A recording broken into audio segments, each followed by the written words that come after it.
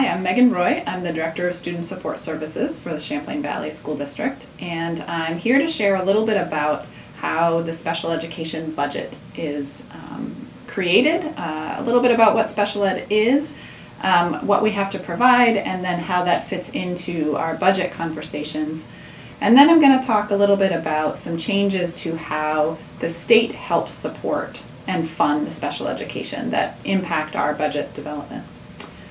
So special education services are required services for students who are identified as having specific disabilities. These are federally required services. They're not optional, and school districts have to be able to provide them. So when we build our special education budget, it's a part of our budget that has to be very connected to the services students are receiving, because we have to provide those sort of regardless of our budget situation. So our process begins at the end of the previous school year when all of our special ed professionals sit down and enter in the services that their students will need over the next year or so.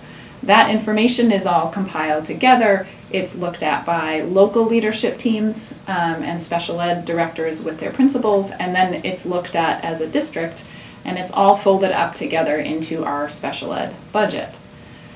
Special education services also receive some statewide support. We receive funding from both the federal government and our state government to support special education. And this year, starting July 1, we're heading into some changes with how we receive money from the state to support special education. So right now and previously, we receive a reimbursement for every dollar we spend in special education. We currently get about 50% back from the state to help support those services. In 2018, a law called Act 173 was passed that changes how we will receive that money. And after a couple of delays, partially due to the pandemic, that law stands to go into effect on July 1st of 2022. So this budget season is the first one that we have planned for receiving our money not in a reimbursement model.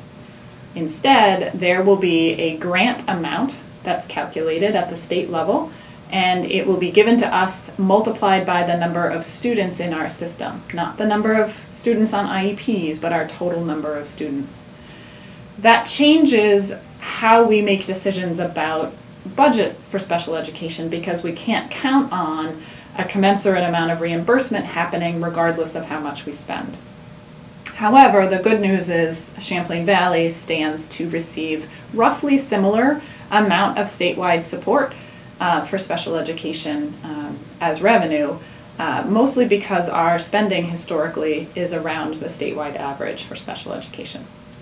So that is a really big topic, and that's just a small slice of it, but it's something that's relevant to how we build our budget, because we have to think a little bit differently about how we're going to receive our money. I hope this was helpful, and you can find some information on our website if you have more questions about special education.